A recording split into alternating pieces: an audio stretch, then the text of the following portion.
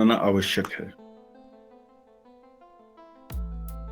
लेकिन उससे पहले दीपक का प्रज्वलन,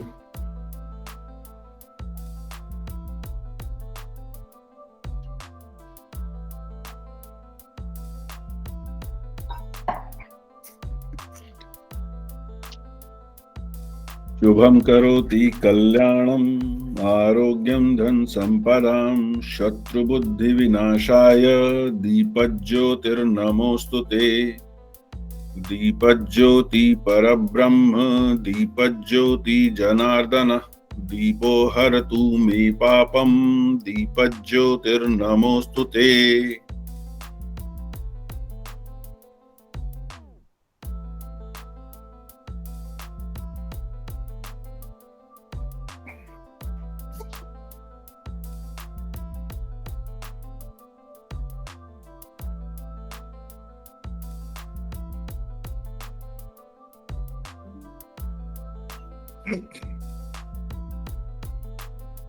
विमल जी राम राम। राम राम प्रभु, राम राम।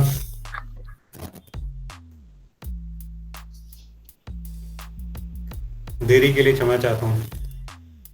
कोई बात नहीं।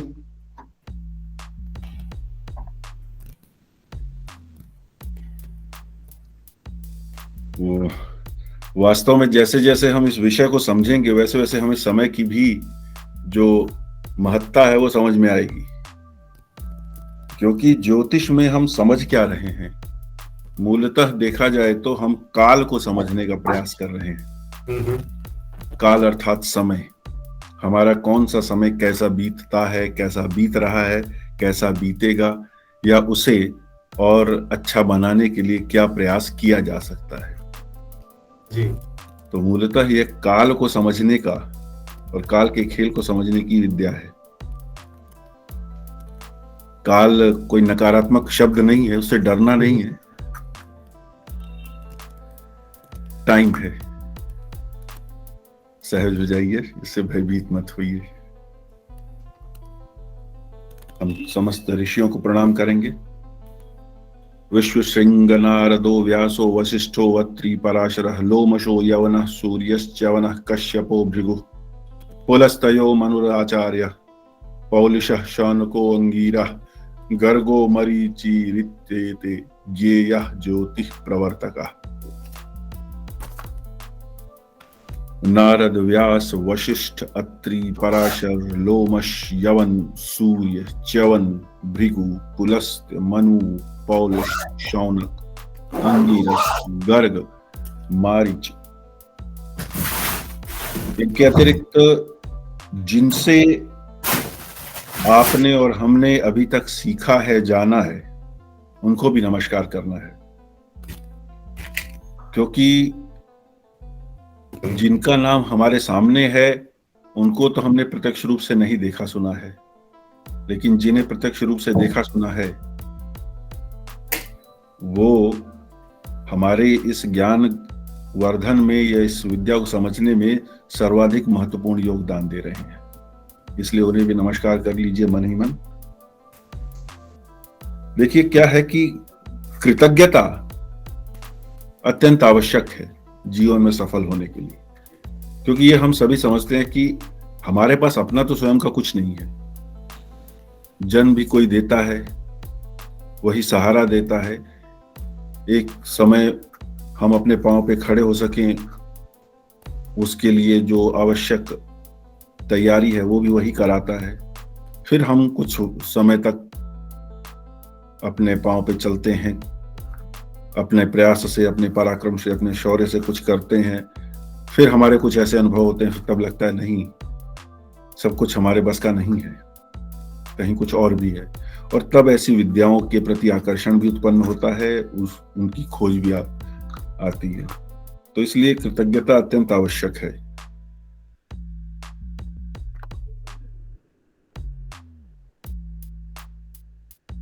ये सेलेस्टियल स्फीयर है, क्योंकि हम आज खगोल समझने का प्रयास करेंगे। ज्योतिष के लिए जो है ये भी एक इस मानने और समझने के लिए बनाई हुई आकृति है। ये जो नीले रंग का गोला दिख रहा है आपको, ये सेलेस्टियल स्फीयर है जिसके अंदर हम कहीं रहते हैं। इसे हम बिल्कुल ग्लोब जैसा ही मान सकते हैं, पृथ्वी के आकार का ही मान सकते हैं। और जैसे पृथ्वी का एक मध्य होता है जिसे अंग्रेजी में इक्वेटर कहते हैं, उसी प्रकार सेलेस्टियल स्फीयर की भी एक मध्य रेखा मानी गई है। यह समझने के लिए है। जो ज्योतिष में पहले ही आ गए हैं और जिन्हें उसका ज्ञान है वो तो समझ जाएंगे, लेकिन फिर भी जो एकदम नए हैं उनकी थोड़ी सी भूमिका बनाने के लिए मैं चाहूंगा कि कोई कुंडली शेयर कर सकता है या शेयर करना चाहता है। मैं कुंडली का विवेचन नहीं करूंगा, कुछ और बताना चाहूंगा जो हम आज के लेक्चर के माध्यम से समझ पाएंगे। वो क्या है? तो आप में से कोई भी चाहे इस समय की प्रश्न कुंडली ही कोई शेयर करना चाहेगा? अभी कैसा है? अभी ठीक है। अब दिख बेटर रही है? है। हाँ बेटर दिख रहा है। चलिए ठीक है, बस यही समझाना है। ये मैंने साउथ इंडियन चार्ट बनाया हुआ है जिसको मैं प्रयोग में लाता हूं तौर पर मैं जो बताना चाह रहा हूं वो यहाँ पर है। ये जो नेटल चार्ट वाला जो मूव कर रहा है स्क्रीन पे, देखिए हमने इस समय की कुंडली बनाई है। जो अभी आरंभ कर रहे हैं एकदम ज्योतिष को, वो थोड़ा सा ध्यान देंगे। यहां पे आज का समय आ गया है, तारीख 20/14 ये समय की कुंडली है और ये 3 जनवरी कुंडली है। ये टाइम जोन है। ये time zone east of GMT. GMT है ग्रीनविच मीन टाइम। आप इसको नोट भी कर सकते हैं। वैसे आप ये किसी भी कुंडली में कहीं भी जो बना होगा उसके अंदर आप देख पाएंगे। उसके बाद ये प्लेस है। मैं कुरुक्षेत्र में हूं, थानेसर नाम से जगन्नाथपुरा में है ये, तो ये थानेसर जगह है। थानेसर अपभ्रंश है, बिगड़ा हुआ नाम है। सही नाम है स्थानेश्वर। स्थानेश्वर से बिगड़ कर ये थानेसर हो गया है। और ये प्लेस के कोऑर्डिनेट्स दिए हुए हैं 76 ईस्ट 49 और 29 नॉर्थ 59। एक्चुअली ये 59। ठीक है, ये चीज देखिए, ये है कोऑर्डिनेट्स। ईस्ट वाला जो है इसको ये कहते हैं हम अक्षांश या लेटीट्यूड, और ये जो नॉर्थ है ये है रेखांश या लॉन्गिट्यूड। इन शब्दों का ध्यान रखिएगा। यही चीज हम जानेंगे कि कुंडली में कैसे ये दिख रही है या क्यों दिखती है। और उसके बाद ये तिथि है शुक्ल प्रतिपदा। शुक्ल की प्रतिपदा यानी कि शुक्ल पक्ष का पहला दिन, सोमवार, नक्षत्र, योग इत्यादि। ये तो आगे पंचांग की चीजें हैं, पर जो आज का जो लेक्चर है जिससे आपको जो समझ में आएगा वो इसी का महत्व समझ में आएगा। तो अभी मैं इसको बंद करता हूं और प्रेजेंटेशन शेयर करता हूं। तो ये सेलेस्टियल स्फीयर है जिसके अंदर एक सेलेस्टियल इक्वेटर है।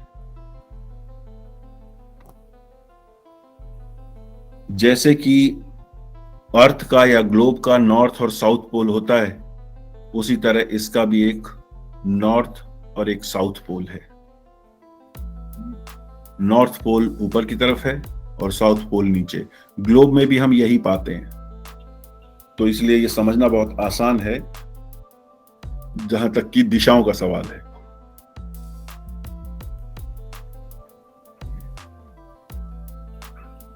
अब यहां पे आपको एक लाल रंग की रेखा दिखाई दे रही है। ये जो रेखा है ये सेलेस्टियल इक्वेटर जो है उससे एक कोण पर है, एंगुलर है, या उसके पैरेलल नहीं है, एक पर्टिकुलर एंगल पे है। और ये जो सर्कल दिखाई दे रहा है लाल रंग का, ये एक्लिप्टिक है। एक्लिप्टिक क्या होता है? ये वो मार्ग है सेलेस्टियल स्फीयर के अंदर जिस पर सूर्य महाराज परिक्रमा करते हैं या चलते हैं। क्योंकि जितनी भी सेलेस्टियल बॉडीज हैं, जितनी भी खगोलीय इकाइयां हैं, वो सभी अपने स्थान पे अपनी धुरी पर घूमती हैं। तो ये सूर्य महाराज भी अपने एक मार्ग पर घूमते हैं और ये एक्लिप्टिक कहलाता है। ये सूर्य महाराज के चलने का रास्ता है। सूर्य महाराज दिखाई दे गए। तो ये तो आसानी से समझ में आ गया होगा आपको कि सेलेस्टियल स्फीयर है, उसके अंदर एक सेलेस्टियल इक्वेटर है और उसके अंदर एक एक्लिप्टिक है, वो मार्ग है जिस पर सूर्य महाराज चलते हैं। अब इस मार्ग के दोनों तरफ लगभग 9 डिग्री चौड़ा एक बैंड है, मतलब मार्ग से ऊपर 9 डिग्री और मार्ग से नीचे 9 डिग्री। ये टोटल 18 डिग्री करीब का चौड़ा बैंड है इस मार्ग के लगभग समानांतर। और ये जो बैंड है, ये जो पट्टी है, यही ज़ोडियक है।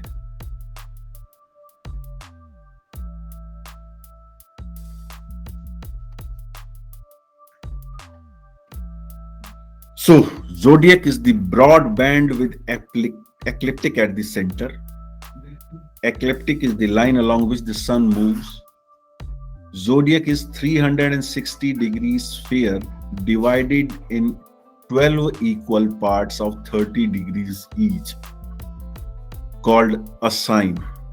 ये जो हमने देखा, ये एक्लिप्टिक के दोनों तरफ का जो फैला हुआ पट्टी है जिसको हम ज़ोडियक कह रहे हैं, ये क्योंकि ये गोलाकार है तो कोई भी गोलाकार जो वस्तु होगी वह 360 डिग्री की होगी। ये सामान्य गणित है।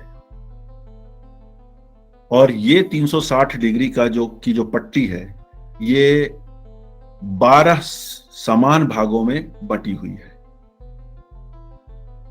तो 360 डिग्री 12 से भाग कीजिए तो लगभग 30 डिग्री का एक भाग बनता है। तो 30 डिग्री के 12 भाग बने और हर भाग को राशि कहते हैं, अंग्रेजी में उसको साइन कहते हैं। ये जो साइन हैं, इन्हीं में ये 9 ग्रह जो हैं वो विराजमान होते हैं। जितने भी ग्रह हैं वो इसी ज़ोडियक के अंदर होते हैं। और ज़ोडियक में जब हमने 12 हिस्से कर दिए तो कोई ग्रह किसी हिस्से में आया, कोई दूसरे में आया, कोई चौथे में आया, कोई 5वें में आया।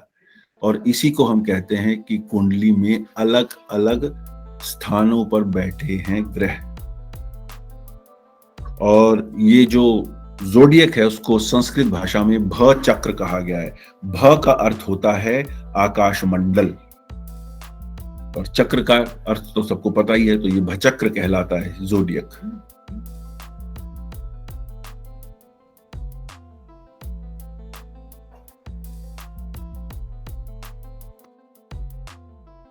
अब इस चित्र से आपको आसान हो गया होगा ये समझना कि वो 12 हिस्से कैसे हैं। यहां पे आप देख लीजिए, ये 12 हिस्सों में, ये हो सकता है छोटे बड़े दिखाई दे रहे हों, लेकिन सिर्फ समझने के लिए है। ये 12 हिस्से हैं ज़ोडियक के या भचक्र के, और हर हिस्सा एक राशि कहलाता है, साइन। राशि क्यों कहते हैं इसको, ये अगर हम समझने का प्रयास करें, अंग्रेजी में इसको साइन कहते हैं। साइन से ये समझ में नहीं आएगा, लेकिन जब हम राशि कहते हैं, राशि से समझ में आ जाता है। राशि मूल संस्कृत शब्द है इसके लिए, क्योंकि राशि का मतलब क्या होता है? एक सम टोटल, किन्हीं कुछ वस्तुओं का जोड़, कुछ संख्याओं का जोड़, वह राशि कहलाता है। जब हम गणित भी करते हैं, किसी चीज का टोटल करते हैं, जोड़ करते हैं, तो अंत में जो आता है उसको कहते हैं यह कुल राशि हुई, यानी कि ये ग्रैंड टोटल हुआ। तो ये राशि का अर्थ यहां पे क्या हुआ? पहले हम जानते हैं कि राशियां कितनी हैं। मैंने बताया 12 राशियां हैं, क्योंकि ये 12 हिस्सों में डिवाइड किया हुआ है, बांटा हुआ है भचक्र को। एरीज, मेष, ये पहली राशि है ज़ोडिएक की या भचक्र की। टॉरस, जिसको संस्कृत में वृषभ कहते हैं, यह दूसरी राशि है।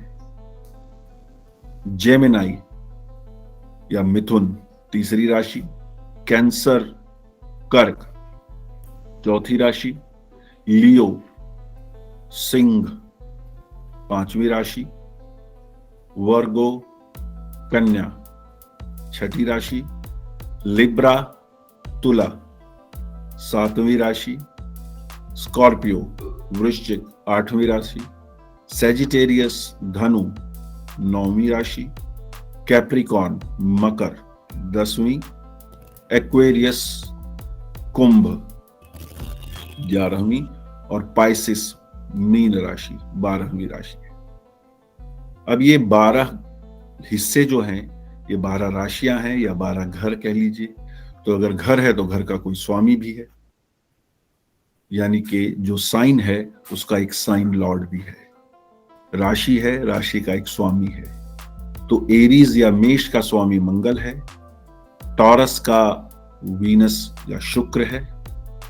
जेमिनाई का मरकरी अर्थात बुध है। Cancer, moon, Chandrama. Leo, sun, Surya. Virgo, Mercury, Budh. Libra, Venus, Shukra. Scorpio, Mars, Mangal. Sagittarius, Jupiter, Brihaspati. Capricorn और एक्वेरियस, शनि। जुपिटर, पाइसिस, फिर जुपिटर। तो यहां पे हम देखेंगे कि मार्स अर्थात मंगल 2 बार है, वीनस 2 बार है, मरकरी 2 बार है, जुपिटर 2 बार है, सैटर्न 2 बार है। केवल चंद्रमा और सूर्य हैं वो 1 बार है। अर्थात चंद्रमा और सूर्य एक एक राशि के स्वामी हैं, और बाकी जो मंगल, शुक्र, बुध, बृहस्पति और शनि हैं, ये 2-2 राशियों के स्वामी हैं। 5 ग्रह 2-2 घरों के मालिक हैं और 2 ग्रह केवल एक एक घर के। अब इन्हें हम राशि क्यों कहते हैं, ये समझते हैं।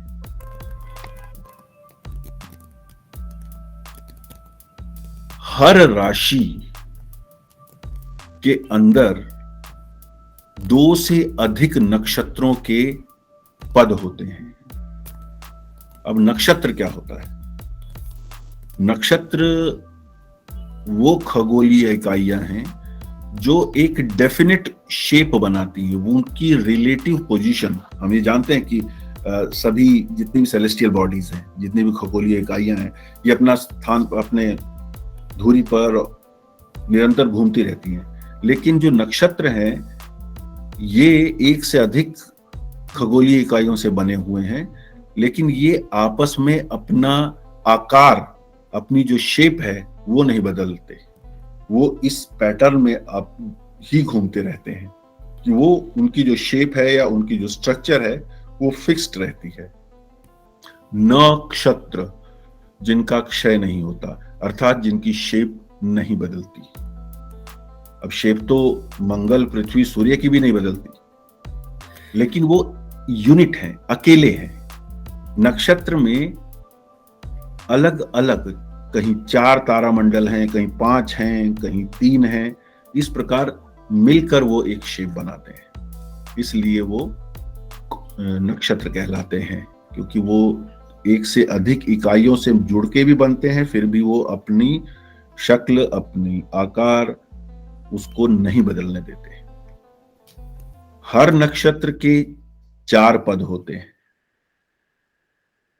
तो आप देखिए कि हर नक्षत्र के 4 पद होते हैं और हर राशि में 9 पद होते हैं। तो हम नक्षत्र देखें अगर, तो मेष राशि एरीज के अंदर अश्वनी के 4 पद, भरणी के 4 पद, कृतिका का केवल 1 पद, क्योंकि राशि के अंदर केवल 9 पद होंगे। तो 4 अश्वनी के हो गए, 4 भरणी के हो गए, तो कृतिका का केवल 1 पद रहेगा। बाकी 3 पद वृषभ राशि में चले गए। फिर रोहिणी के 4, तो अब यहां 4 और 3 7 पद हो गए। तो केवल जगह कितने पदों की बची? केवल 2 की। तो मृगशिरा के अगला जो नक्षत्र है रोहिणी के बाद मृगशिरा, उसके केवल 2 पद वृषभ राशि में आएंगे। फिर जेमिनाई मिथुन राशि, मिथुन में मृगशिरा के जो 2 पद बचे थे, 2 और 2 4, तो 2 पद मृगशिरा में आ गए। फिर आर्द्रा के 4 पद, 4 और 2 6, तो अब केवल 3 पदों की जगह बची। तो पुनर्वसु के 3 पद आ गए, 1 पद बचा, वो कर्क में चला गया। फिर पुष्य के 4, अश्लेषा के 4, तो 4 4 8 और 1 9। तो हम यहां पे स्पष्ट रूप से देख पा रहे हैं कि हर राशि के अंदर 9 पद पूरे हो जा रहे हैं। अब 9 पद पूरे हो जा रहे हैं, लेकिन 1 नक्षत्र, 2 नक्षत्र और ये तीसरा नक्षत्र। अब यहां पे तो 2 नक्षत्रों के तो पूरे पद हैं, 1 का 1 पद है। यहां पे 2 नक्षत्रों के अधूरे पद हैं, मतलब यहाँ 1 पीछे रह गया, यहाँ 2 आगे चले गए। केवल 1 नक्षत्र है जिसके पद पूरे हो रहे हैं। इसी प्रकार इसमें भी 1 नक्षत्र के पद पूरे हो रहे हैं। फिर यहाँ पे 2 नक्षत्रों के पद पूरे हो जा रहे हैं। ये धीरे धीरे समझ में आ जाएगा, पर मेरे ख्याल में ये स्पष्ट हो गया होगा कि हर राशि के अंदर 9 पद होते हैं नक्षत्रों के। 1 नक्षत्र में 4 पद होते हैं। तो इस कारण लगभग 2.25 नक्षत्र, यानी कि 2 से अधिक नक्षत्र हर राशि में होते हैं। 2.25 में मैथमेटिकली कर रहा हूं कि 27 को अगर हम 12 से डिवाइड करें तो किस तरह आएगा, पर यहां से आपको स्पष्ट हो जा रहा होगा। यहां पे किसी को कंफ्यूजन तो नहीं हुआ है? यदि हुआ है तो अभी पूछ लें, तो मैं आगे चलूं? कोई बिल्कुल सर, क्लियर है। क्लियर है ना? चलिए, जी आपने सर, बताया तो क्लियर है, क्लियर है। ये आप जानते भी होंगे, लेकिन फिर भी ये पक्का करना आवश्यक है। ठीक है सर, ओके। अब इसी तरह सिंह राशि, मघा नक्षत्र, पूर्वा फागुनी, उत्तरा फागुनी, 4 4 1। फिर उत्तरा फागुनी के बाकी बचे अंश कन्या में चले गए। उत्तरा फागुनी, हस्त, चित्रा। फिर चित्रा के 2 अंश, 2 पद चले गए तुला में, स्वाति, विशाखा। और फिर विशाखा का 1 पद चला गया वृश्चिक में, स्कॉर्पियो में, विशाखा, अनुराधा, ज्येष्ठा।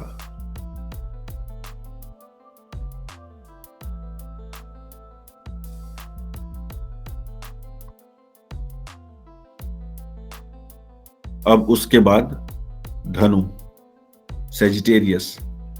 इस यहां पे भी इसी प्रकार मूल के 4, पूर्वाषाढ़ के 4, उत्तराषाढ़ का 1, कैप्रिकॉर्न, मकर, उत्तराषाढ़ के बाकी 3, श्रवण के 4, धनिष्ठा के या धनिष्ठा के 2, एक्वेरियस, कुंभ, धनिष्ठा के 2, सब भिषा के 4, पूर्वा भाद्रपद के 3, और फिर मीन राशि में पूर्वा भाद्रपद का 1, उत्तरा भाद्रपद के 4 और रेवती के 4 नक्षत्र। और यहाँ पे लास्ट कॉलम में मैंने नक्षत्रों के स्वामियों के नाम दिए हैं, नक्षत्र लॉर्ड। अब यहाँ पे हालांकि इस समय बहुत महत्वपूर्ण नहीं है, पर फिर भी इस चीज को अगर आप जानेंगे तो अच्छा रहेगा, नोट कर लेंगे।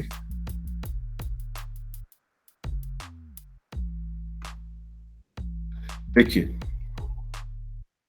कौन सा ग्रह है जिसके नक्षत्र 2 राशियों में जा रहे हैं? सूर्य के, फिर अगला मंगल के, और उसके बाद बृहस्पति के। सूर्य, मंगल और बृहस्पति। अब फिर देखिए, लियो में भी सूर्य, फिर यहां पे मंगल के 2 राशियों में जा रहे हैं नक्षत्र, और यहां पे बृहस्पति का 2 राशियों में जा रहा है नक्षत्र। फिर देखिए आखिरी में 4 में भी उत्तराषाढ़, ये भी सूर्य का नक्षत्र है, ये भी 2 भागों में जा रहा है, 2 राशियों में जा रहा है। फिर मंगल का धनिष्ठा, ये भी 2 राशियों में जा रहा है, और फिर बृहस्पति का पूर्व भाद्रपद, ये भी 2 राशियों में जा रहा है। अर्थात सूर्य, मंगल और बृहस्पति, ये 3 ऐसे ग्रह हैं जिनके नक्षत्र 2 राशियों में जाते हैं।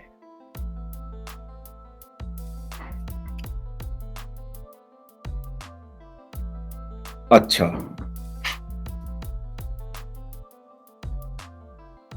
यहां पे मैं थोड़ा सा रुक के पूछना चाहूंगा आप लोगों से, विशेषकर जो ज्योतिष में है। काल पुरुष की कुंडली क्या होती है?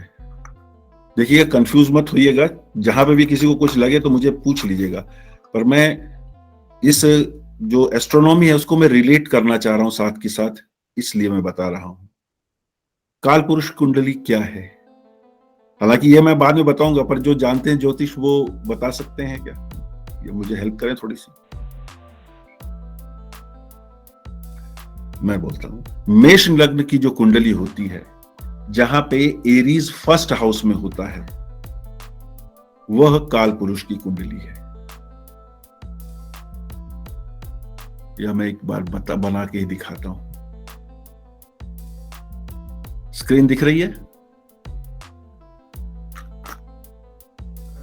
अभी प्रेजेंट नहीं हुई है। प्रेजेंट नहीं हुई है? अच्छा, चलिए मैं एक बार वो चार्ट बना लो फिर।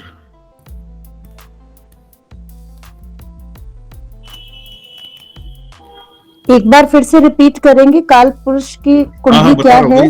वही दिखा रहा हूँ, उसी के लिए कर रहा हूँ।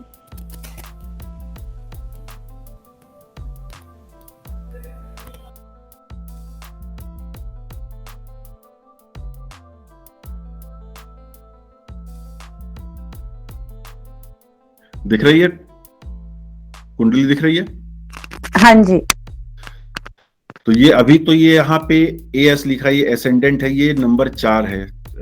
मैं इसको यहां से बना रहा। अब देखिए यहाँ पे एक नंबर 1 दिखाई दे रहा है,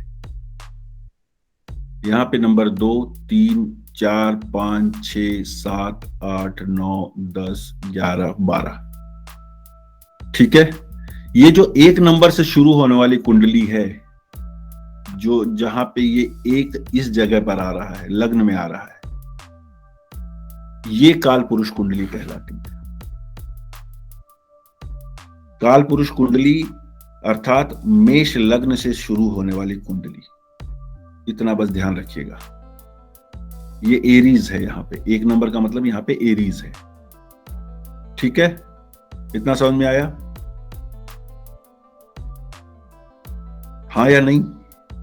हाँ जी। जी सर, समझ में आ गया। जी सर। दरअसल जो नए हैं उनके लिए आवश्यक है इसको समझना, इसलिए मैं थोड़ा सा समय ले रहा हूं यहाँ पर। एक बार थोड़ा सा, एक बार फिर से रिपीट कर दीजिए प्लीज विवेक जी। काल पुरुष की कुंडली एक बार। मेष लग्न से शुरू होती है। देखिए हमने पहली राशि क्या बताई आपको, मेष, एरीज।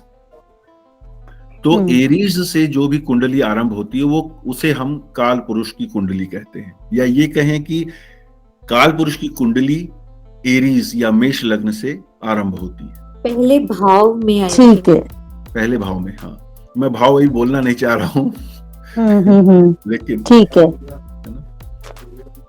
ठीक है। तो ये ठीक है, पहली ठीक है। राशि इस स्थान पे है। इसका स्वामी जो होता है एरीज का, अभी मैंने बताया था, एरीज का जो स्वामी है वो है मंगल, मार्स। ठीक है।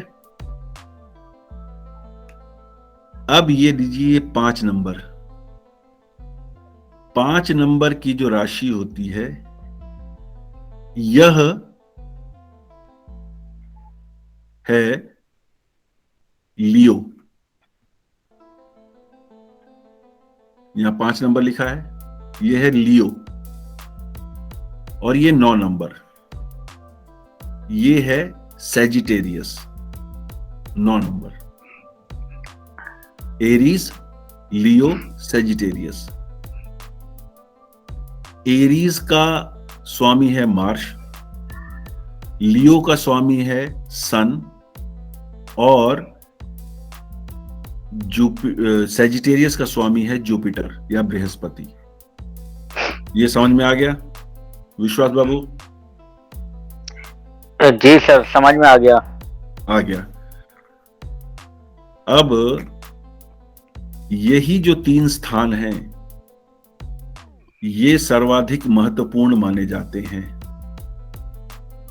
कुंडली में। 1, 5, 9 भाग्य की दृष्टि से।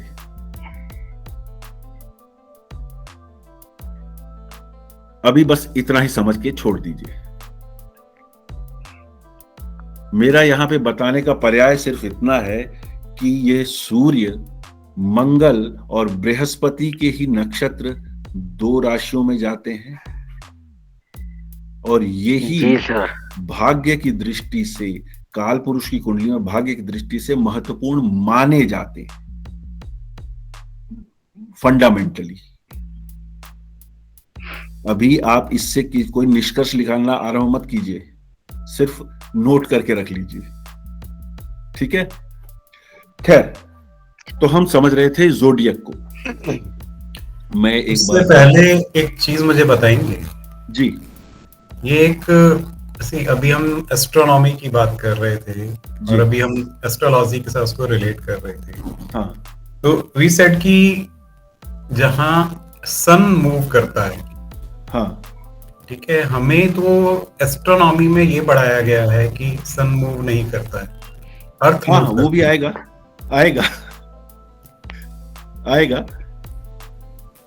अभी तो दरअसल क्या है, उसको हमें ये रिलेटिव उसकी थ्योरी है। दरअसल क्या होता है ना, जब हम विज्ञान को पढ़ते हैं तो विज्ञान ये तो कहता है कि ये रिपीटेबल है, लेकिन उसकी शुरुआत कहां से होती है? मान लो से, लेट अस अज्यूम, अजम्पशन से या हाइपोथेसिस से ही होती है। दरअसल क्या है, अगर हम ये कहें कि पृथ्वी का केंद्र कहाँ है, तो जहां मैं बैठा हूं वो भी पृथ्वी का केंद्र है, और जहां पे आप बैठे हैं वो भी पृथ्वी का केंद्र है कि नहीं? क्योंकि वो कहा जाता है ना कि सेंटर ऑफ ग्रेविटी कहाँ है? Every point on the earth is centre of gravity. और फिर भी हम एक एनवायरमेंट में अज्यूम करके कि ये है, तब हम कोई भी एक्सपेरिमेंट करते हैं। तो वो चीज भी अभी क्लियर हो जाएगी। अभी मैं इसको एक क्विक रिवीजन। तो ये हमारा सेलेस्टियल स्फीयर है, इसमें एक इक्वेटर है, इसमें पोल है, नॉर्थ और साउथ, बिल्कुल ग्लोब की तरह ही है, समझ लीजिए। तो इसमें कोई कंफ्यूजन होना नहीं चाहिए। और एक एंगल पर एक मार्ग है जिसको एक्लिप्टिक कहते हैं, जिस पर सूर्य महाराज अपना गमन करते हैं। इस एक्लिप्टिक के दोनों तरफ एक बैंड है तो चौड़ाई में, तो मतलब ये एक्लिप्टिक यूं कहें कि उस बैंड के सेंटर में लगभग पड़ता है। ये बैंड ज़ोडियक है। ये 360 डिग्रीज का सर्कल है। ये सर्कल 12 भागों में बटा हुआ है। और हर भाग को एक राशि कहते हैं। और राशि इसलिए कहते हैं क्योंकि यहां पे कुछ नक्षत्रों का समूह होता है प्रत्येक भाग में, और किसी भी वस्तु का, किसी भी संख्या का जो टोटल है, कुछ जो जोड़ है, उसको हम राशि कहते हैं। तो जैसा कि मैंने बताया कि 12 राशियां हैं और 27 नक्षत्र कुल हैं। उन 27 नक्षत्रों में हर नक्षत्र के 4 पद हैं, हर राशि में केवल 9 पद आते हैं। तो इस प्रकार एरीज के अंदर ये 9 पद आ गए, वृषभ के अंदर आ गए, मिथुन के आ गए, कर्क के आ गए। इस तरह ये सभी, ये तो आपको मिल जाएगी प्रेजेंटेशन, तो आपको नोट वैसे करने की जरूरत नहीं है अलग से। ये नक्षत्र आ गए।